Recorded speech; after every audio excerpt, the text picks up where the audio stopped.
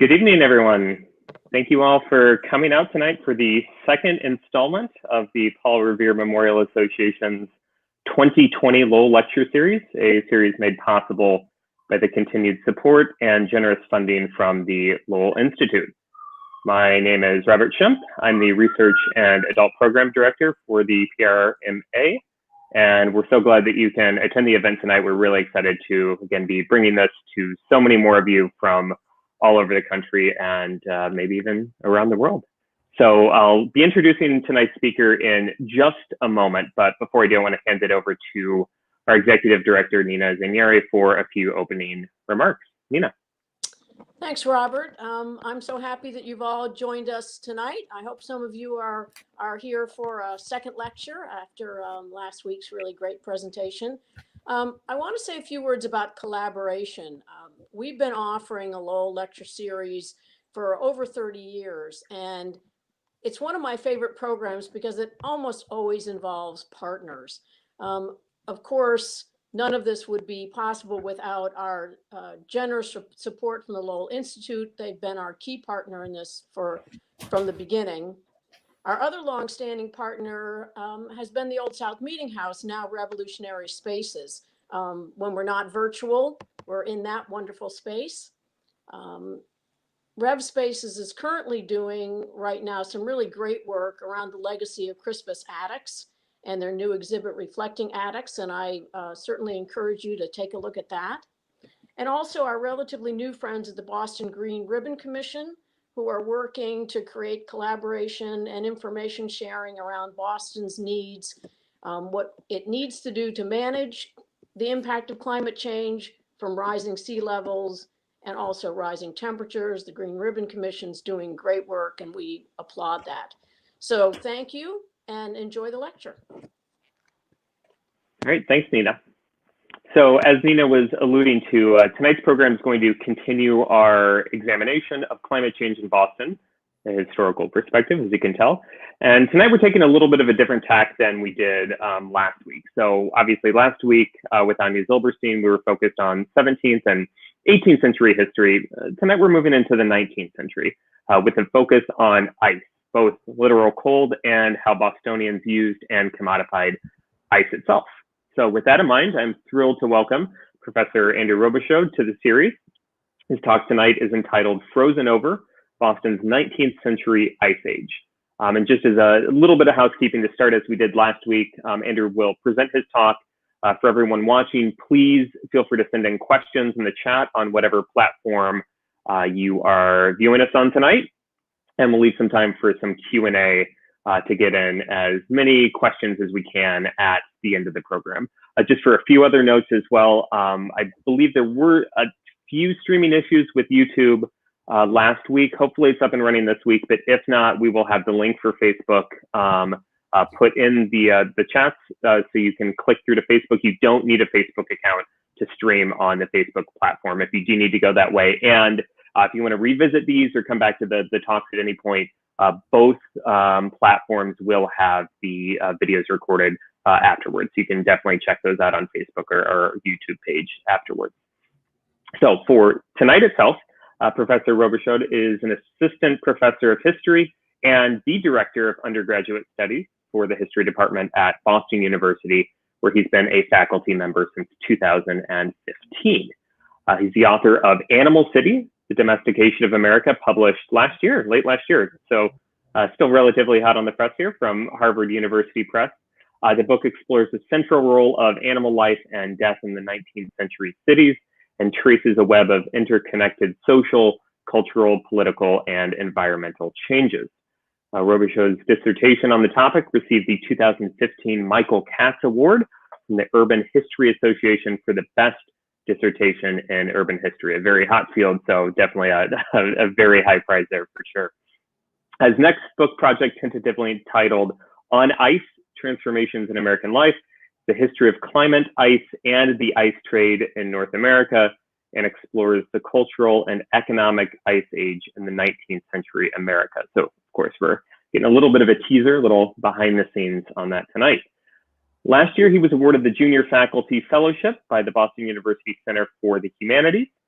He earned his BA from Brandeis University and his MA and PhD in history from Stanford University, where he was involved in digital and spatial history projects at the Center for Spatial and Textual Analysis and the Spatial History Project. We are very excited to have you on board tonight, Andrew. Really looking forward to the talk. So I'll hand it over to you from here. Thank you so much, Robert. I am going to try to start this slideshow, and I'm going to hope that Robert or someone will let me know if things are not working correctly.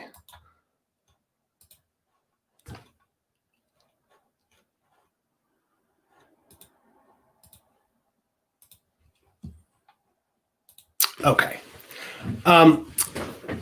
Thank you, Robert, and it's a pleasure to be here tonight. I want to thank the Lowell Lecture Series. I want to thank Nina.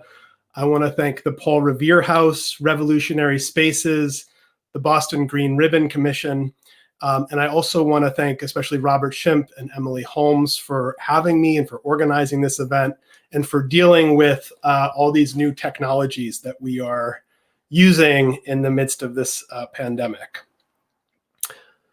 I want to start on a winter's day in 1847, when Henry David Thoreau floated out onto Walden Pond on a block of ice. It was the dead of winter when ice usually covered the surface of the pond, but the water and the block of ice were there that day because the icemen had cut away the frozen surface of the pond. They had unroofed the house of fishes, in Thoreau's words. The workers hauled ice blocks ashore, and because Walden didn't have an ice house, they stacked the blocks into a wide and tall tower between the pond and the railroad tracks to be taken to Boston or Charlestown or Cambridge for storage or shipment or sale. So Thoreau has several encounters with these ice workers at Walden while he's camped out there in the 1840s. And he's generally not so enthusiastic about the fact that there are some 100 workers who are coming out from Cambridge and descending upon the pond on those winter days and then carving up the ice and turning it into commodities. It was the market economy right in Thoreau's backyard, so to speak. But Thoreau was witnessing a really key piece of what I've come to think of as America's economic and cultural ice age in the 19th century. Why was it an ice age? Well, ice comes to transform American life in profound ways. For one, it becomes a commonplace commodity in American life. It changes the way people consume food, and fresh food in particular. And because of that, it changes the way people think about time and decay and nature too. Middle-class folks can participate in this experiment. They can afford ice and ice boxes by the mid-1800s. And ice becomes so cheap as a commodity that people are using it in all these novel ways that we can now think of as both quite familiar and quite bizarre. So on the familiar side, we have the development of popular culture in ice cream, in cocktails, in cold drinks. Ice is used for decorative purposes. And on the more bizarre side, and the side that's a little more interesting to me, ice becomes used also to preserve human bodies after death. That's what you're seeing here. This is a patent for a corpse cooler. And that's where we get into some really weird and interesting territory. So ice becomes this widely available product in American life. Americans consumed ice, but ice also consumed them. And most importantly, ice becomes this foundational commodity that reshapes agricultural production, processing, and consumption. Ice allows for refrigerated meat packing, for packing houses, for railroad cars that are refrigerated. It reshapes the geographies of production and consumption across the United States and across the world. And part of that reshaping happens because ice serves as a commodity ballast for both railroads and for maritime shipping. This transforms the spatial patterns of commerce in important ways. So whereas you might have to fill a ship with unsellable ballast Now you can fill it with ice. And this changes the networks that can exist internationally and through emerging railroad networks as well. So these are all some of the bigger questions that I'm thinking about in my book project, which is about this economic and cultural ice age. And what I'm presenting today is from that, but it's still very much a work in progress. But today I want to focus on one piece of this ice age.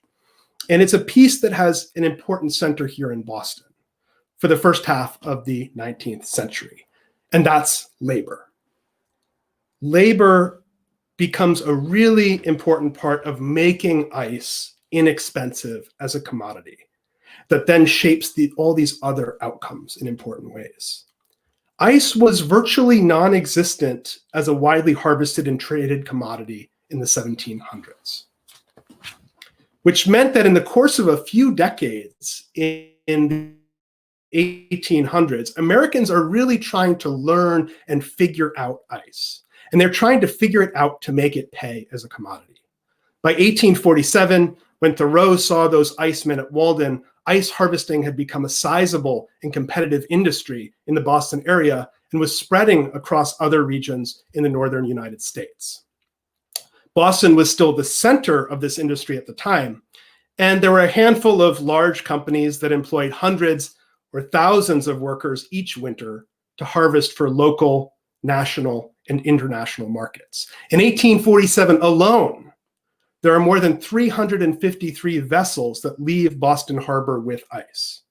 Their destinations included more than 25 cities across the American South and more than 30 international ports, including Havana, Rio de Janeiro, Liverpool, Madras or Chennai, and Hong Kong.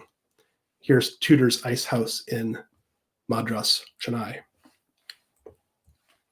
Boston alone in that year, 1847, exports 75,000 tons of ice and consumes another 27,000 tons locally. By my own back of the envelope calculations, that was more than 3.5 million square feet of ice, or about 80 acres of ice at 12 to 16 inches thick. Most of that ice in 1847 still came from Fresh Pond, where which was the center of Boston's ice trade, ice harvests for several decades. And it was where the industry really developed in the 1820s and 1830s. But ice is also coming from a handful of other nearby ponds, including Walden Pond. So by 1847, the large-scale ice harvesting methods that Thoreau was observing were already decades old.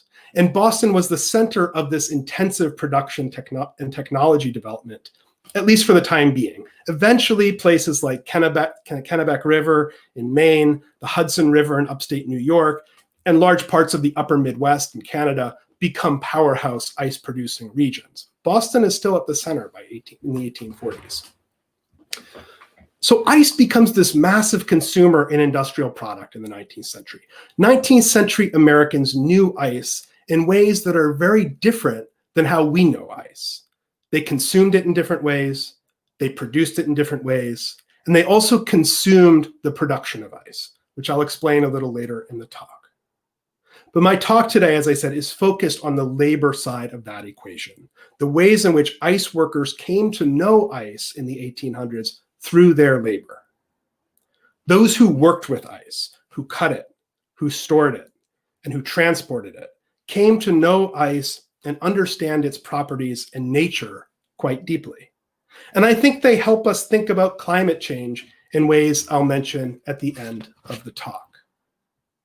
And I'll talk a little bit at the end too about what I see as the significance of this history and of this story. But to understand the complexity of the labor involved, you first have to understand a little bit about ice itself.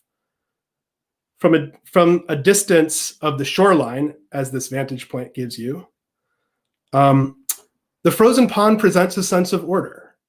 It's flat, it's even, it's quieting, it's peaceful. But when you get closer, you realize that ice is really this very erratic and volatile substance. There are peaks and valleys on the surface, sometimes sharp pieces or chunks. It booms and cracks. It makes those otherworldly sounds if you walk out on it, or if you've ever skipped a stone on a frozen pond. It has these otherworldly sorts of booms and cracks. There are different colors and textures across a single pond or river. And these discrepancies all derive from variations in environmental conditions, even over the span of a single body of water, as you can see here. That surface is shaped by wind, it's shaped by rain, it's shaped by snow, it's shaped by those long winter shadows and light that cross the surface of a pond day after day. It's shaped by currents, by wind, by water depth, bathymetry. Thoreau said that the frozen surface of Walden undulated under a slight wind like water, and that it was well known that a level cannot be used on ice. So despite its appearance from shore, ice was surprisingly erratic. And ice workers needed to understand all of these nuances of ice to harvest it effectively, turning this highly inconsistent ice into uniform blocks for markets. And that was really hard work. This was not merely extraction, as you'll see. And doing that work required knowing ice and its process of formation, of growth, and of decomposition. This knowledge accrued to ice workers over time and through labor, especially in the 1800s. I will say that the ice harvests of the 19th century were far from the first ice labor or ice knowledge in North America. The historian Thomas Wickman and others have outlined the ways in which northern ice and snow cultures shaped Native American life, and colonial contact for that matter, in really interesting and important ways. And in terms of harvesting ice, some of the first harvests were on Virginia slave plantations. George Washington and Thomas Jefferson had ice houses. And it was enslaved people on those plantations that gathered and stored ice. These harvests were relatively small in scale for numerous reasons. And part of what part of why this made sense in parts of the South was that enslaved labor was so plentiful to slave owners in winter. And my sense is that men like Jefferson and Washington were much more interested in how to preserve ice than they were in how to save labor or cutting it efficiently. This sort of obsession with ice as an object was also true of Frederick Tudor. Tudor was the son of a wealthy and prominent Boston family, and he began shipping Boston ice, to the West Indies in the early 1800s. Tudor is often referred to as the Ice King and is widely credited with being the first to harvest and market ice in certain ways. And he did do a lot to advance the development of the ice trade in the early 1800s, but he's also really good at manufacturing his own reputation as the Ice King. Here's a bust of him at the Massachusetts Historical Society. So Tudor hired these men to cut ice, and then he shipped it to Martinique in 1806. But again, Tudor tends to pay very little attention to labor and the process of harvesting, which likely cut into his profits. Tudor's early harvests relied on a small team of 10 to 16 men who used saws and axes to harvest ponds near Boston. And as Tudor neglected the labor side of the ice trade, his business floundered for about 2 decades. It was not until he hired Nathaniel Wyeth in the 1820s to oversee his harvests in Cambridge on Fresh Pond that his business started to turn a sustained profit. Wyeth was raised on ice. He grew up on the shores of Fresh Pond in Cambridge, where his father owned and managed the Fresh Pond Hotel. And the hotel had its own ice house and kept a supply for guests. So Wyeth learned to harvest ice from a young age, and he also knew ice from being a kid and playing on it and fishing on it. Wyeth's labor and physical experience with ice gave him a more nuanced understanding of its material characteristics. And that understanding would help him develop new technologies and labor systems for cutting, transporting, and storing ice beginning in the 1820s. Wyeth was part of a wave of ice harvesting innovations in the 1820s and 1830s that would fundamentally shape harvesting technologies and practices in the decades that followed. Wyeth developed a number of technologies, including horse-drawn plows and cutters, and even in the 1820s and 1830s, we begin to see the blueprints of large-scale ice harvesting. This is on Spy Pond in Arlington in the 1850s, but we begin to see the development of this sort of model of harvesting in the 1820s and 1830s, the emerging divisions of labor, the basic prototypes of tools that would be refined over time. And although the blueprints of production techniques were largely in place by the 1840s, the scale of production and the fine-tuning of certain parts of the systems of production reflected the accumulation of knowledge that came from the experience of workers themselves. It came from practice. So what did ice workers need to know? Well, they first needed to know how to actually cultivate and grow ice and not merely extract it. Ice harvesting was not merely collecting what nature made. It was about maximizing natural energy and productivity. And that really fit with this with pervasive mindsets of agriculture and technological improvement of this period too. The actual cutting of ice that you see here was just a moment in a larger and longer process of cultivating ice that would take weeks and sometimes even months. Workers could increase the yield of a pond through processes known as doubling, sinking, wetting down, flooding, tapping, and floating. Many of these terms are synonymous, but they were all techniques that workers relied on to maximize that energy transfer that went into freezing ice and to making ice thicker. So to sink a pond, for example, ice workers used these narrow chisels, called here a tapping bar, to puncture holes in the ice. And the distance apart between the holes was often determined by ice workers who were reading cues about the particular sheet of ice that they were working on, and based on numerous factors. One guide to ice harvesting in the 19th century emphasized that the distance between the holes varied and that, quote, judgment should be used in spacing of these holes. So they would make holes across the pond and water would flow and bubble up to the surface and then freeze into a new layer. So ice produced in this way was not a single clear block. Ice is never really produced in a single clear block, but it's really a series of stacked sheets of ice.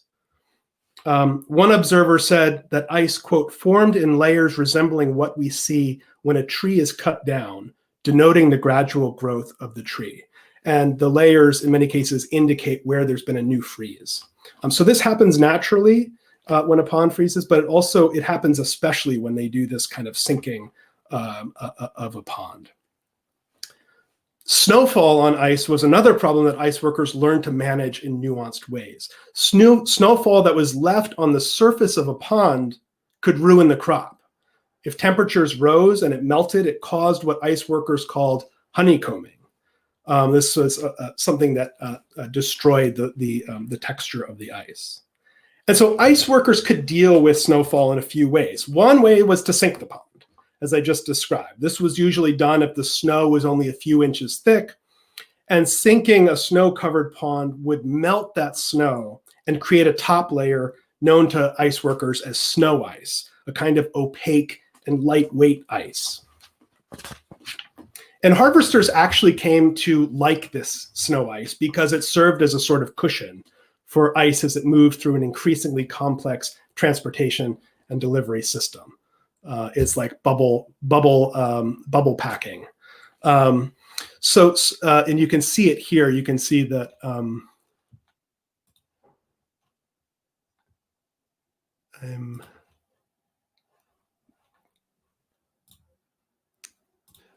just going to get the laser pointed. You can see that when ice is transported, it creates all these shards, and so snow ice gave it a little bit of a cushion, especially as it's going through as this system ramps up and it's going through all these depots of transfer.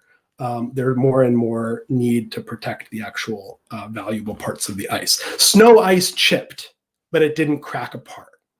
And so, and it also creates this opaque layer that harvesters believed prevented sunlight from melting the denser, more valuable, clearer ice below.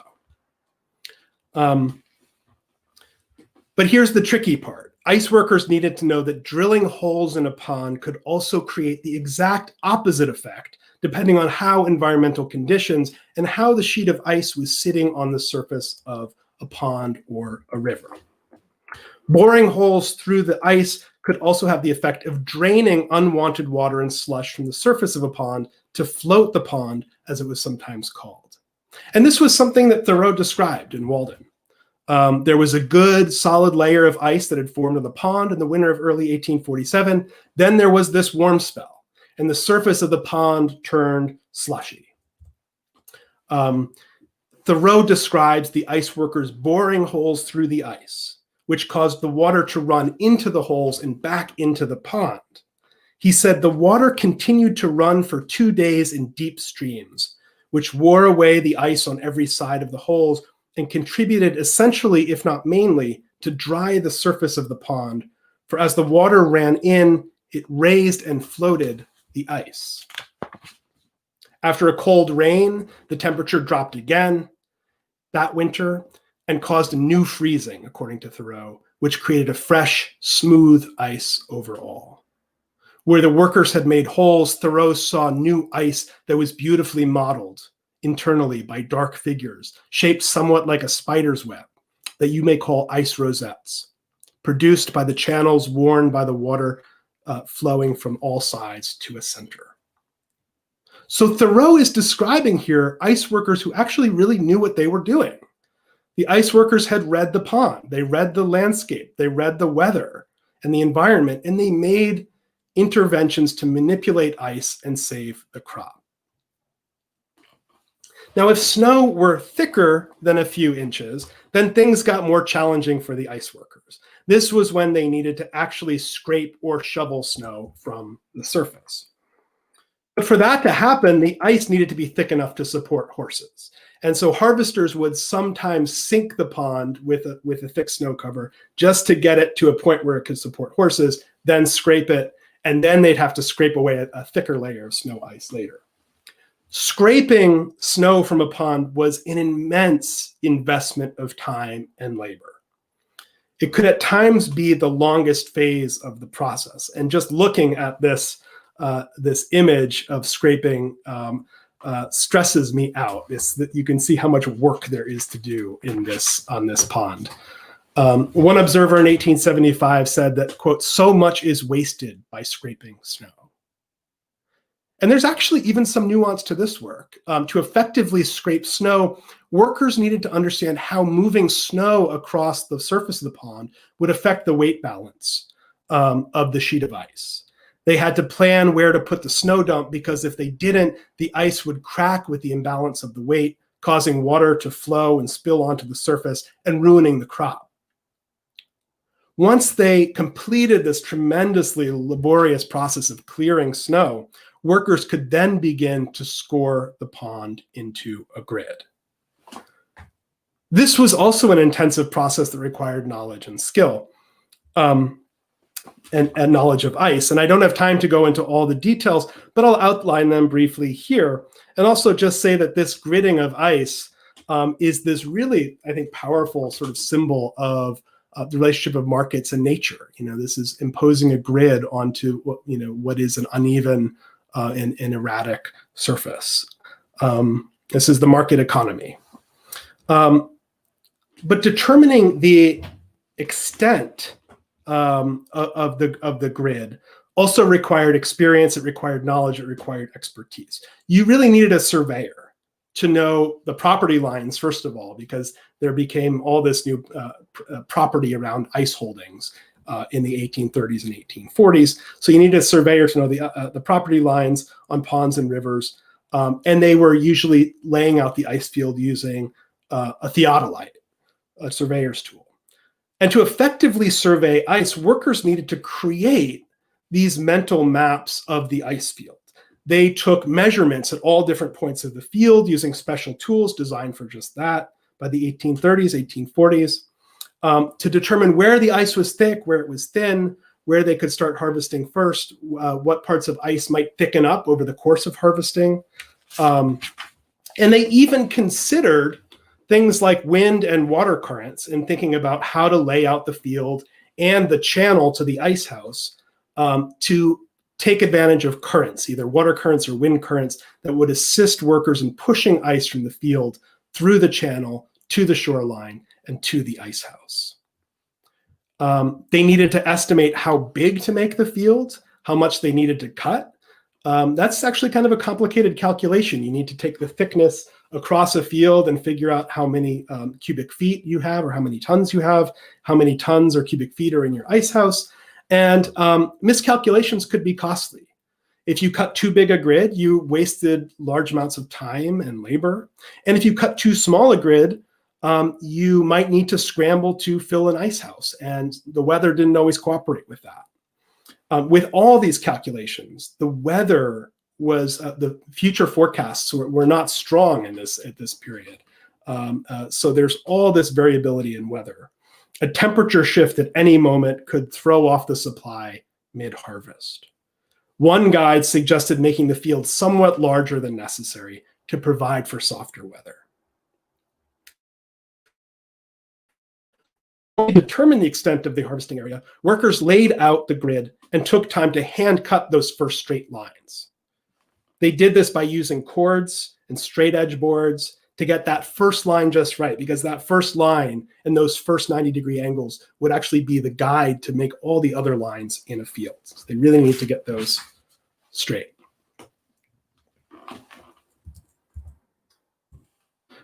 Once the grid was grooved, there was another opportunity to refine ice before harvesting. This was when workers could plane the ice. Here is a visual of that. The plane had two parallel runners beneath the seat, and there was a blade also, which you can't really see in this picture, that would scrape the snow ice or the ice. This is another horse-drawn machine. Thoreau described the tools and machinery of the icemen as similar, he said, to the implements of farming. And yes, many of the tools drew their inspiration and their names from agricultural implements, but many, including the ice plane, actually resemble sort of oversized or varied woodworking tools. So the plane seems very much more in line with that. And so this whole process that we've gone through so far is about creating this sort of horizontal order on the pond. With the horizontal surface relatively even at this point, the workers now imposed a vertical order on the pond with a cutting plow. And I didn't have a good image of the cutting plow, though there are some out there. But that's what this man is doing right here. You can see he's by himself, sort of holding this plow in place while the horse drags it across the surface. The plow also relied on horsepower, but human labor softened the edges that the power of that power and brought finesse to it. A horse pulled the plow, but a worker applied the downward pressure to make the cut at the right depth, which ideally left about 3 or 4 inches connecting the ice cakes to one another. If a worker applied too much pressure and cut too deeply, he might break through the ice sheet, causing water to rush to the surface, flood into the grooves, and undo hours or days of labor or ruin parts of the crop altogether. If the plowman was too stingy with pressure and left too much ice connecting the blocks, the barmen, who would follow and break off the cakes afterward, would break off ice cakes that were rough at the edges, that had what were called lips or flanges. Even worse, if the plowman's groove was too shallow, the barman's chisel could send out a crack of ice, a crack across the field at odd angles, ruining the grid. One harvesting guide said, quote, "The importance of deep plowing is fully recognized by the experienced harvester, as it is one of the first requisites in obtaining regular cakes." With the grooves deep enough to break apart, ice workers then went about systematically dismantling the pond. This labor of breaking apart ice with saws and chisels was perhaps the hardest and most arduous human work in the entire process of harvesting. Scraping, planing, marking, and grooving were primarily horse-powered, but the force needed to make that final break in the ice of driving a vertical saw or a chisel was both a forceful and a nuanced labor. And I find it interesting that this drawing from the 1870s appears to show a Black man doing this work, the only Black man depicted in the entire scene, and I think the only Black man I've seen depicted in the images of ice harvesting that I found. And he's doing this, what's probably the hardest job on this field at this moment. In breaking apart the ice on the grooves, ice workers also relied on sound and feel. One guide said that, quote, a little experience will enable one to quickly determine by the dull cracking sound at what intervals the blows should be made. So the ice workers broke off these large rafts or sheets of ice. These were about 12 to 20 feet in length and several blocks wide. You can see that in this drawing that each of these rafts has probably 10 to 12 ice cakes in each raft. And they floated these sheets through channels to ice houses. And by the mid-1800s, the channel would also serve as a sort of disassembly line. You can really see that in this, this picture. As a disassembly line for those sheets as they approached the ice house. The channel was something like a conveyor belt for workers who stood at various points along the canal and sometimes even rode on top of those rafts to do various types of labor in breaking it down to make it ready for storage. One really important job that I think reveals the nuance of this work was caulking. Caulking involved plugging up the ends of the grooves of the ice cakes. And ice workers did this before breaking off these rafts of ice. Here you can see in this image, the men working back here, they're caulking the grooves. I think these men over here are as well. And so what they're doing is they're sort of scraping the groove to put the ice chips and pieces of snow at the end of the groove to prevent water from rushing into the surface as the pond is broken apart. This closed off the end of those grooves and prevented water from running on the surface. A guide for harvesting said that, quote, the work of caulking is a most important detail of harvesting. If the plow grooves were left open and unaltered, water readily enters and may run through the field. If water got in those grooves, again, if it froze, it undid hours or days of work. And this process of caulking continued as the sheets were broken down on their way to the ice house. Workers used special chisels for caulking that were hollow. They were lighter than breaking off bars. These are they're all different kinds of bars that are used for each of these very specific tasks. And they become more and more specific over the course of the 19th century. The hollow bar gave workers more control. It was lighter. It allowed them to do this kind of delicate work of sort of sweeping the shavings to the edge. The assembly line work continued up the steam-powered ramp. In some cases, you've seen pictures of horses powering the hoisting technology to get those ice blocks into the ice house. By the second half of the 19th century, steam is the most widely used for getting ice blocks into the ice houses. And then they come sliding down the ramp into the ice house. They're put into storage. And this sort of assembly line or disassembly line sort of continues in the ice house. So by mid-century, ice harvesting is very much like a factory. You see that in that image here. This is very sort of reminiscent of kind of an ice factory, outdoor ice factory. Ice was highly manipulated for thickness and quality, and it went through this sort of systemic disassembly line that churned out block after block for long-term storage. Now, as you probably gathered, this work was really hard. And it was also somewhat dangerous work, too. 19th century work, labor in general, is pretty dangerous, but this is pretty dangerous as far as it goes. Workers endured long, full days in cold and wet environments. In the ice house, massive blocks of ice came sliding down ramps with enough force to occasionally break through walls and human bones. People and horses fell through thin ice or into open channels with some regularity.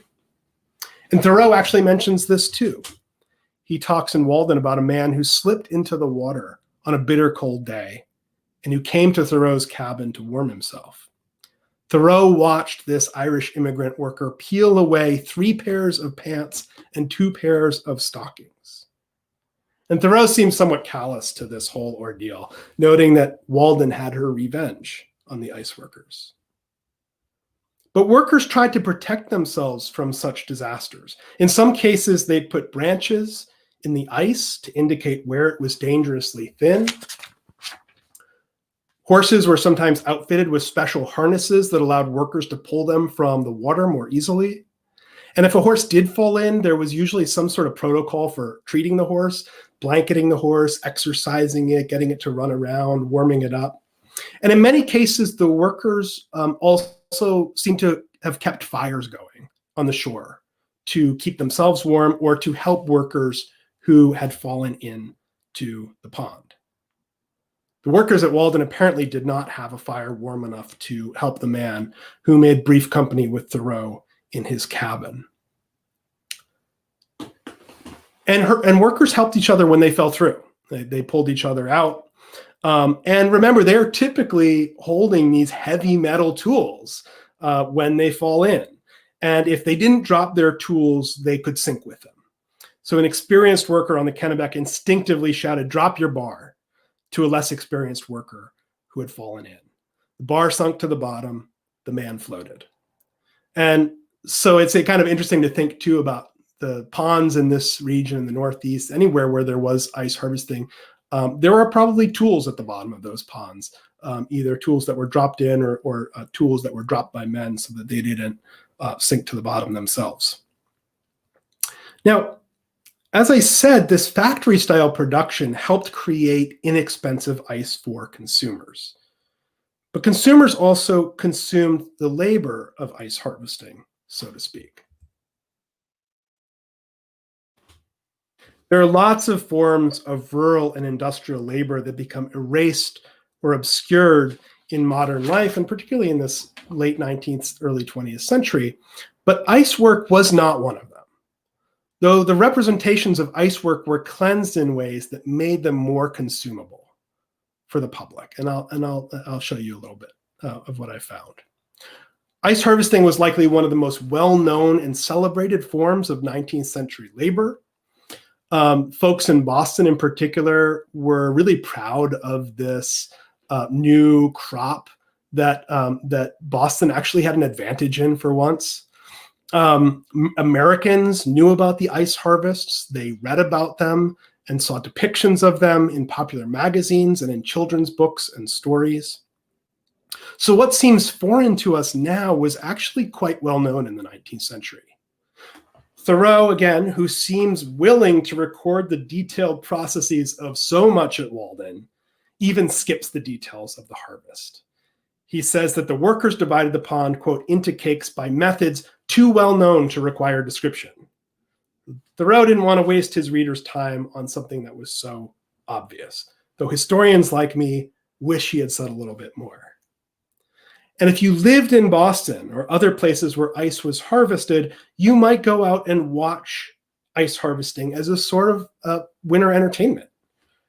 One description of Fresh Pond in the 1850s said that, quote, "On a pleasant afternoon of a winter's day, hundreds of sleighs may be found there, filled with well-dressed persons of both sexes, full of life, who came to witness the wonderful operation before them, the silvery pond glaring under the oblique rays of the sun, the dark blue waters from which the ice has already been removed, the curious and huge buildings that fringe its shores, the hundreds of laborers with scores of horses that almost darken the pond, each aiming at usefulness according to their several ability, the curious mode of removing the snow and snow ice, of working and cutting the marketable solid, the floating it through the narrow artificial canals, and above all, the storing it by wonderful power of steam.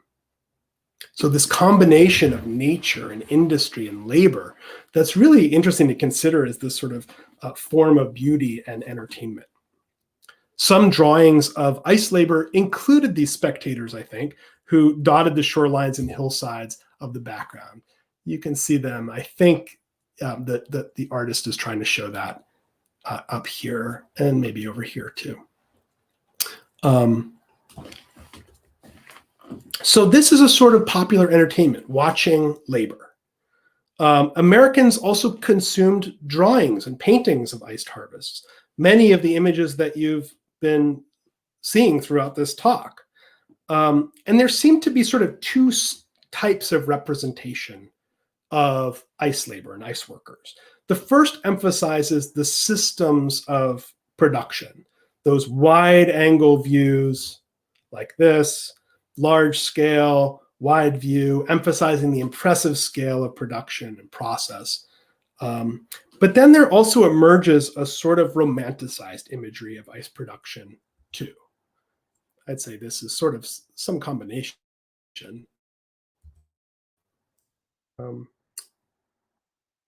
There's a series by A.B. Frost, an artist in late 1800s and early 1900s. And this is happening at precisely the moment that industrial systems are taking hold. And these are glorifying rural life. They're glorifying a sort of pre-industrial life in America. When ice harvests were communal and non-commercial, this becomes a growing mythology. And many of the histories that get written about ice in the late 19th century, there's often this sort of romanticized early pre-industrial period when ice harvests were sort of like neighbors getting together and harvesting the pond. And you can see that represented in these particular images. This is another one from A.B. Frost. And you can see socialization, right? The conversation that people are having, the comfort of the fire. That's the central feature of this. Here is a Currier and Ives, which is presenting winter in the country. And I think that both types of images, both the systemic kind of big picture views and also this kind of image, are at once showing ice labor, but obscuring the actual experience of the majority of ice workers, either making them so small that they cannot be seen as individuals, or else erasing them from the picture altogether, in the case of these stylized paintings, which showed this sort of fantasy land of rural life and labor, but were not really representative of what the ice harvests were actually looked like in the late 1800s. These images, however, were made for those who are familiar with industrial ice harvests. They are consuming this sort of truer, purer form of labor. And there's a sort of anti-modernism built into these images.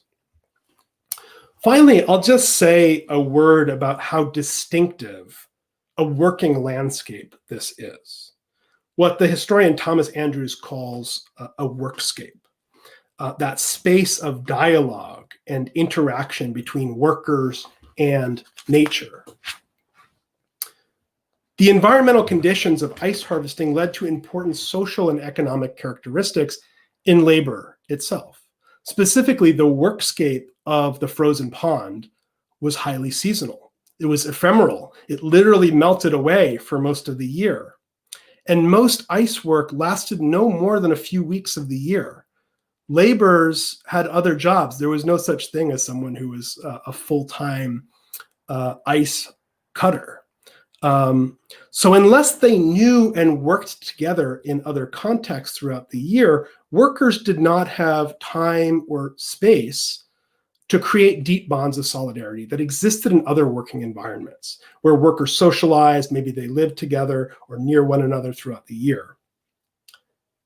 Furthermore, January through March is a period of glutted labor markets throughout the 19th century. This created market conditions that were highly favorable to employers and highly unfavorable to workers. And so I would suggest that these natural conditions affected labor conditions and wages in important ways. Throughout the 19th century, ice workers were paid paltry sums. And I think that this gets at a point of a low-paying job like an ice worker is not necessarily a low-skilled job. That it required a lot of understanding what the pond was, even though it paid very poorly. In 1847, it pays about $1 a day, according to Nathaniel Wyeth. This was comparable to low-skilled agricultural labor at the time.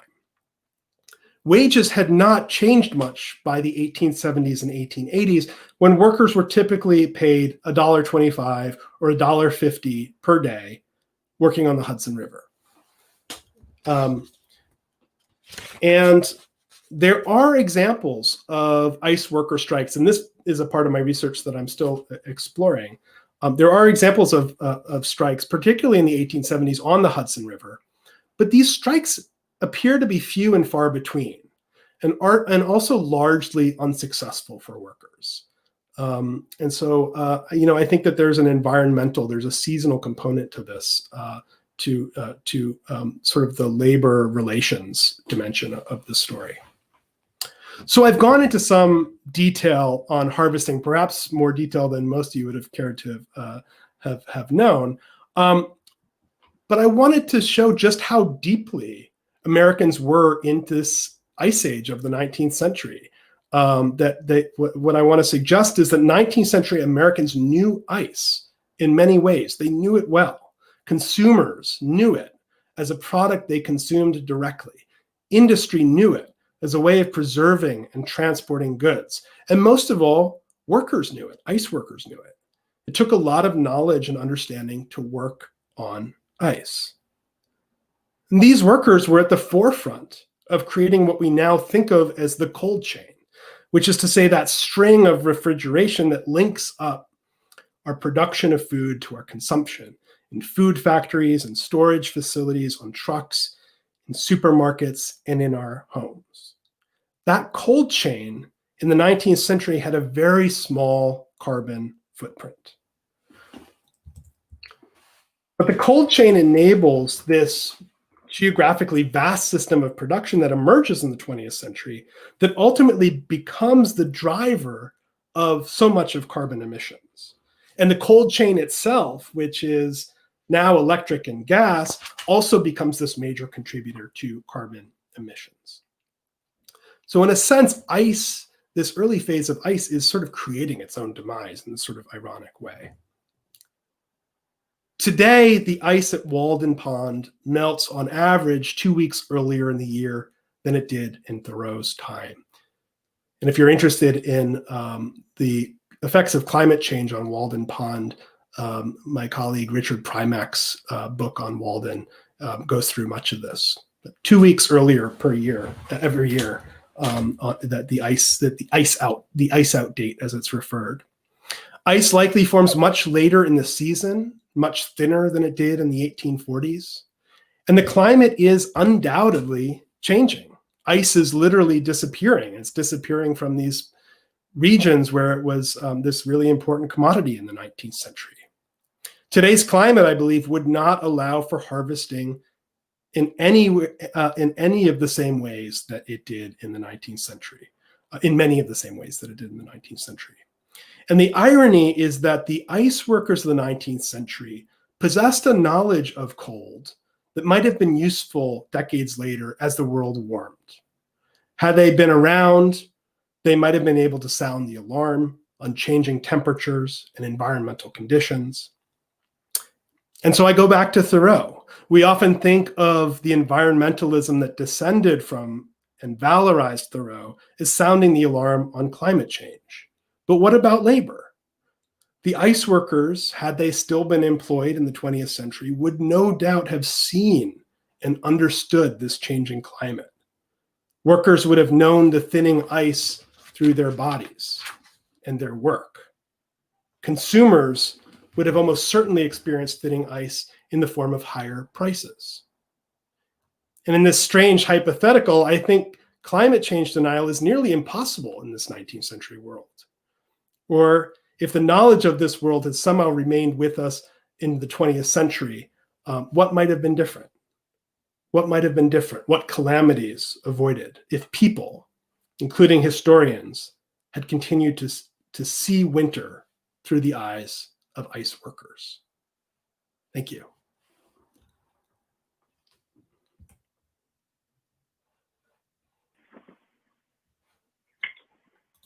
All right, terrific.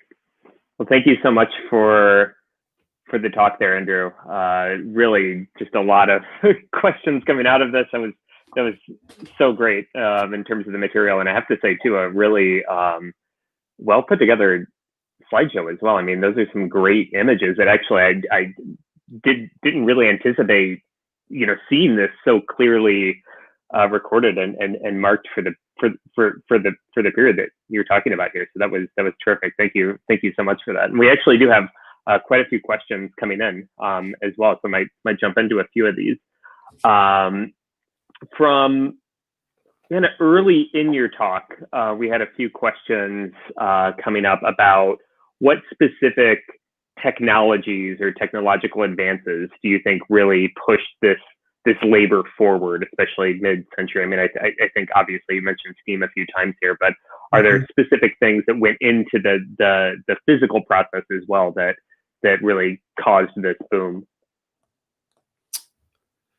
Yeah, that's a great question. And I'm not really a historian of technology, so when I look at this system, I look at the development of it, I don't see, or I don't immediately see sort of what are the big technological advancements that are changing this. But I think that, I do think what's interesting is that I think the introduction of horsepower into this system in the 1820s and 1830s is really, really significant. That seems to really transform the harvests on sort of a different scale. And there is the introduction of steam-powered cutting at the turn of the 20th century. But my sense is that the steam is actually still pretty hard to use. And actually, this comes up in the book that I just wrote too, where horses remain in cities for a very long time, in part because they're a source of power that's sort of much more nuanced in its manipulability or its plasticity. So you can get a horse to pull hard or pull lightly. You can get it to pull left or pull right. Steam power is in many ways this sort of blunt force for a very long time. And so they do have steam cutters, but my sense is that they are not, that horsepower remains a really important way of harvesting for a long time. So I think that, in my reading of it, the horsepower is really important. And then something I didn't get to talk about today is that they're also developing preservation technologies as well. How do you insulate ice houses? How do you insulate barges and ships and railroad cars if you're trying to? And so there's a much greater understanding of how ice behaves in ways that are often quite counterintuitive, that have to do with ventilation and just sort of learning how to preserve ice through practicing. And so I guess to sort of sum up, I think that the horsepower is pervasive even through an age of steam and other technologies. And to the extent that you saw throughout the slideshow that there are all these tools that get hooked up to horsepower, Right. And that there's this interesting combination. I like the image of the scraper because it's sort of, there are three power sources there. There's the horse that's pulling the scraper horizontally. You have the human who's sitting on the scraper on the plane. And then you also have the pond that's doing work too, right? It's buoying that sheet of ice. So you have and where the human work and the animal work and the natural work are delineated, it's impossible to see. It's this one motion. It's this one process. Right, and that was bringing up some of the questions in my mind going through here, is the natural connections actually that seem to exist literally physically in what we're seeing through your slides and obviously through your talk between Animal City and this project, right? That it seems like there is actually a lot more overlap than I anticipated maybe going into this. Yeah. I mean, once you see horsepower in 19th century America, it's everywhere, and Right. and it's really, as I said, it's a type of power that is, um, it's very nuanced in its uses. It can do a lot. Right. Right. So we had a couple of questions here on, so obviously went into great detail on the labor side here. A couple of questions revolving around the consumer side of Yeah. things here. So can you talk a little bit about that? Is ICE going into Boston itself? Who is buying this in bulk? Is this for individual consumers? What does that look like, either for Boston or for kind of extrapolation out to North America and the world from some of your slides? Yeah, I mean, it's a great question. This whole project is sort of a work in progress. So I'll have more to say about it at some point in the future, I hope. But it really, ice consumption looks different in different places and different times. The ice that Frederick Tudor is sending down to Cuba and Martinique, that is going to very wealthy sort of colonial Europeans who are putting it in their drinks, or they're making. There's a whole long history of ice use in Europe, and so they're sort of participating in this sort of high class, high society consumption of ice and drinks, and they make all these molds with ice, ice cream. And so there's simultaneously this very sort of high level consumption of ice and a growing, what we might think of as a growing sort of middle class consumption of ice in the United States, where it's much less expensive to ship ice, and ice is much more widely available. We see in the 1830s, 1840s, the development of sort of home refrigerators, these small ice boxes. I'm not sure exactly, I don't have it in my mind, the exact sort of decade or date when street delivery, home delivery of ice becomes a thing, but that is absolutely a 19th century thing, where you have, I believe that Wyeth talks about that in 1847. He writes a sort of description of the state of the ice industry in 1847. And I think he talks about the ice depots in Boston. A quarter of the ice being produced in the Boston market is being consumed locally at that point. And he talked about the ice carriages that go out into the city from, I think, Charlestown or from downtown Boston, who are delivering ice to subscribers or consumers. And then, of course, it's used. In provisioning. Butcher stalls. Market gardeners who are transporting milk or butter to market. This absolutely transforms that as well. And some of actually even before Tudor, some of the first experiments and some of the first consumers of ice are small scale dairies, or growing scale dairies who want to sort of who want to present in the marketplace the best product in the marketplace, the cold, hard blocks of butter, where everyone else's butter is mush.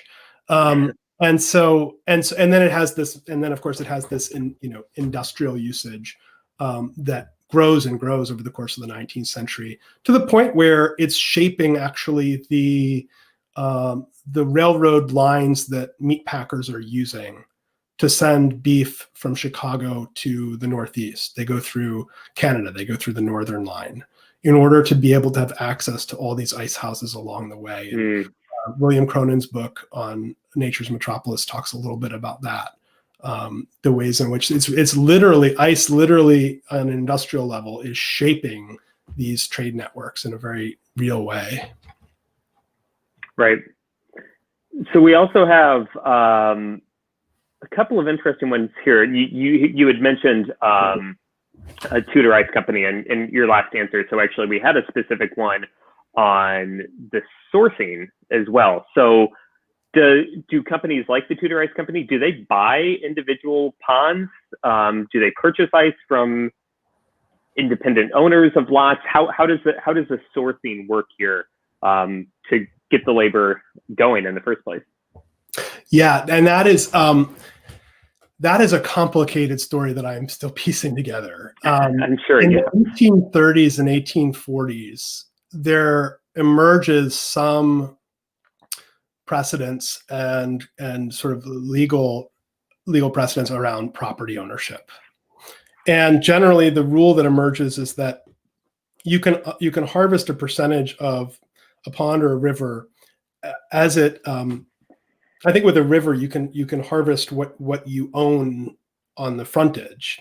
And with a pond, there's a whole complex system of dividing up the surface based on who owns the shoreline. And so if you own 30% of the traceable shoreline, you get 30% of that body of water. And it takes a while to figure this out. They're basically creating new property. This was not really in dispute. No, there was not like everybody was trying to go out and get ice in the 1700s, and they were running into problems with their neighbors because it just wasn't widely consumed. So this is like a new product, and there's new laws, and there have to be new laws and so one of the things, and I can't go back to the slides now, but one of the things you'll notice in some of the images of the fresh pond harvesting and the spy pond harvesting is that there are actually multiple harvesting operations going on at the same time. And that's one of the things that the artist is trying to convey, is that this is chaos, and that there's these ponds, that there are multiple grids that are being marked at the same time. There are multiple ice houses. And what you do end up seeing is once you have the ice that is turned into property, in other words, you have to own or lease the rights to use the shoreline and the ice. You really do see a consolidation of power in the industry, where companies like the Tudor Ice Company owns land or leases land all across the state. In addition to that, they're also owning or leasing property at the sites of consumption, which is to say, I think that they own property in Charleston, South Carolina, and New Orleans, and they have to own these depots. You saw Tudor's Ice House in Chennai. They have to own there's a lot of property that goes into supplying this cold chain, and so it becomes more and more a sort of a narrower and narrower corporate marketplace in many ways. Right. Yeah. So I guess taking this in a somewhat different direction too. So we're seeing the labor on top of the ice.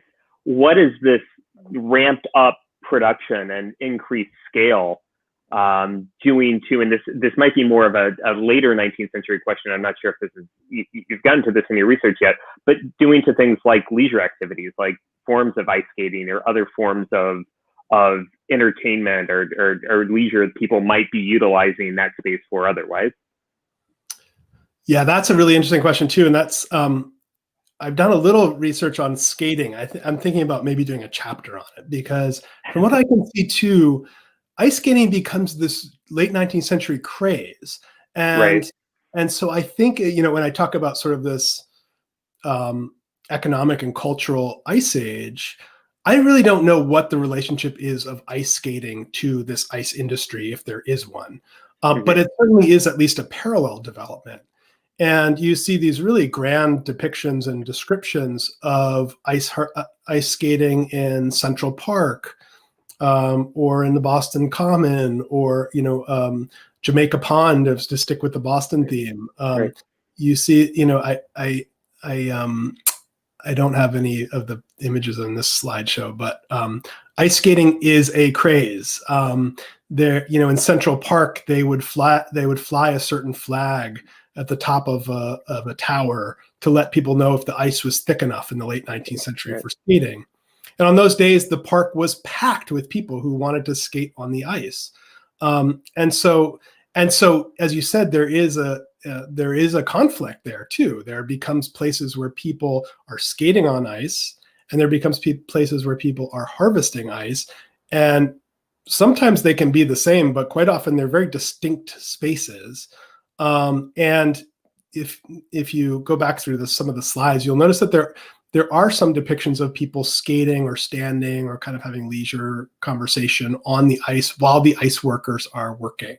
And so there is this very sort of real conflict in space, the ice skaters and the ice cutters. And I don't know to what extent they were, really deeply at odds in this period. But there certainly is some of that. And again, sort of thinking about the pond as, for some people in the winter, the pond is this site of leisure. It's this site of enjoyment, of nature, of watching the harvest, or of skating on the pond, or maybe some combination of both. Right. Yeah, it's I think there's a lot you can work with on that question too. I mean, it's a fascinating one to think about, and thinking about even just the physical depictions. I'm thinking at the MFA when, actually, I think they're reopening this weekend, so shout out to the MFA as well. But the depictions of a lot of the Dutch rivers and ice skating and ponds and calf from the 17th century, and how that might fit into this new process of really increasing manual labor on the ponds as well. So I think it's really interesting, and you can probably work with that in a lot of different ways.